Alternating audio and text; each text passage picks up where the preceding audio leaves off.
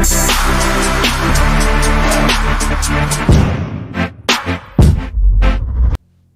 guys, what's up? Joe Davis here from Right Way Home Solutions. In today's video, what we're going to talk about is how I see a lot of wholesalers not following up with their contacts. Right? To me, this is one of the most important aspects of wholesaling, or just real estate in general. Right? This also applies to a lot of other industries.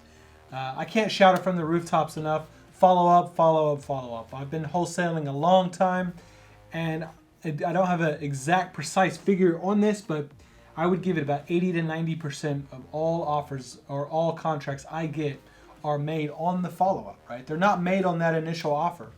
When a seller comes to you and says, hey, I have this house, it's real distressed, I want $100,000 for it, but you know that the true offer, right, because this is a numbers game, the true offers is maybe a $70,000 offer. Well, you're not trying to manipulate that deal, right? You're not trying to force it at 100,000 and find a way to make it work for your buyer, right? You know that 70,000, if we're not getting creative and talking subject to owner finance, for a wholesale offer, 70,000 is the right number, and it's generally what investors are going to pay. So you know that at 100,000, they're shooting for the stars. They're asking way too much, and they're probably never going to get it. So stick firm to your offer. Learn how to communicate with your seller and why it's a $70,000 offer, right? We always hear, oh, that's a lowball offer. Well, no, it's the correct offer. It's the market value offer on a distressed property. Okay, a lot of realtors, especially who are not versed in investment real estate, what do? They take the value of the house. So if the house is worth $100,000 and they see that the repair is $50,000, right? Well, they're going to say, buy it for $50,000. Okay, well, $50,000 plus your $50,000 of repair equals $100,000, which is the value of the property. Here's my comps. They don't have the common sense to see, well, I'm doing this to make money, right? If I had $100,000, why wouldn't I just go on the MLS and buy a $100,000 house and keep it as an investment? Why would I spend 4 to 6 months fixing up a property, going through all the headache, finding all these extra costs that I have to pay for the same amount of money I could just jump on and buy, right? As an investor, you're looking for equity in the property. You're looking for that 10, 15, 20, 25%, depending on what market you are, what market you're in, to how you're formulating your offer. We have another video on how Right Way formulates our offer. Obviously, this changes a little bit depending on what market you're in. But this video is more about following up after that initial offer. So you've made your initial offer. They said, well, seller wants closer to list price or closer to their original asking price. No problem. Here is why I offered $70,000. I'll touch base with you next week, right? You want to be following up with this realtor or this seller until you know that the property has been sold, okay? So if it has not been sold, the property is still potentially a deal because you gave them a correct offer, a correct market price offer if you've done your numbers correctly. So here at Right Way on our CRM, we continually follow up with every property until we know that that property is off the board, right? Which means they found someone to pay more than what your offer was, or the seller decided not to sell and rehab it themselves, right? So we're going to put this up on the screen. These are very well proven stats on sales. It should just kind of open your eyes on the fact that you're not getting discouraged when they don't accept your offer on the first time. I've had properties come back a year after my original offer. Seems like a long time to wait, but when you get that call out of the blue 7, 8, 9, 10 months later that says, hey, your offer on 123 Smith Street, is that still valid?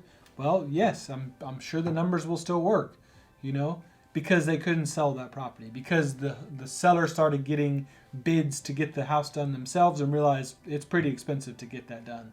That's a great phone call to get out of the blue, right?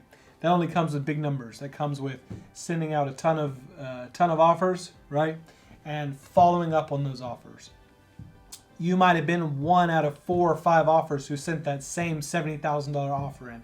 But because I didn't follow up, the realtor or the seller is going to give that to the person who did follow up, right? Because they stayed in their ear about it. They called them the next week, asked them how it was looking, asked them if they received any offers. They followed up another month, right?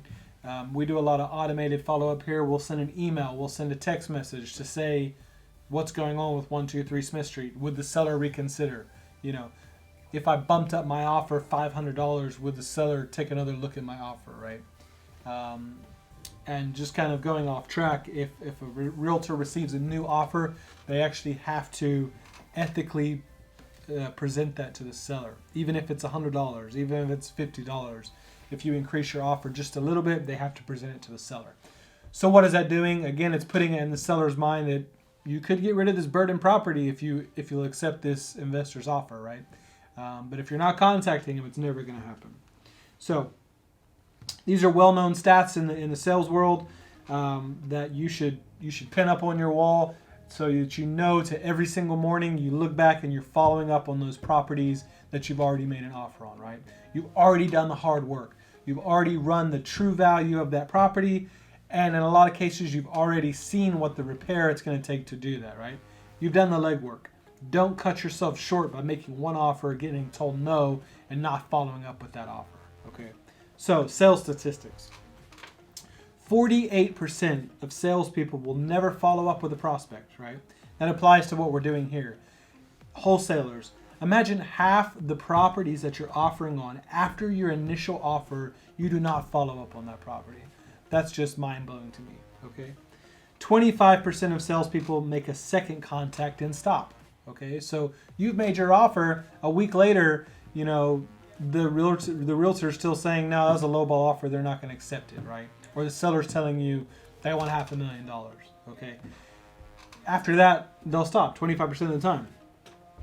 12% of salespeople only make 3 contacts and stop, okay? Only 10% of salespeople make more than 3 contacts, right? So only 3 follow-ups on an offer that you made and did all the legwork before you give up. And at the same time, you have other investors looking at your properties, other potential buyers making offers to the seller or the homeowner, right? So they're the ones, if they're the proactive ones and they know these stats, they're the ones who are going to be following up with those realtors or the homeowner, and they're the ones who are going to beat you out, and they're going to get the contract because you didn't follow up. So 2% of sales are made on the first contact. This kind of is even more than what I was going on about at the beginning of the video, saying, you know, 90% maybe of the first offers don't get accepted. Here it says 2% of sales are made on the first contact, right? That is, you know, that should open your eyes to the fact that you're not getting discouraged when you make these offers, but you have them there. Your number is out in the world to your seller. It's the correct offer. It's the correct amount. A lot of those will come back and convert over time if I am following up with my contact, right? So 2% of sales are made on the first contact. 3% of sales are made on the second contact. So again, you see, even on the second contact, it's not necessarily, the odds are not necessarily in your favor. 5% of sales are made on the third contact. Now it starts getting interesting. It starts getting attractive. 10% of sales are made on the fourth contact, okay? So if I've offered on 10 houses and I'm making the 4th offer on those 10 houses, statistically, right, it starts to look a little bit more attractive to get my first property. 80% of sales are made on the 5th to 12th contact, okay?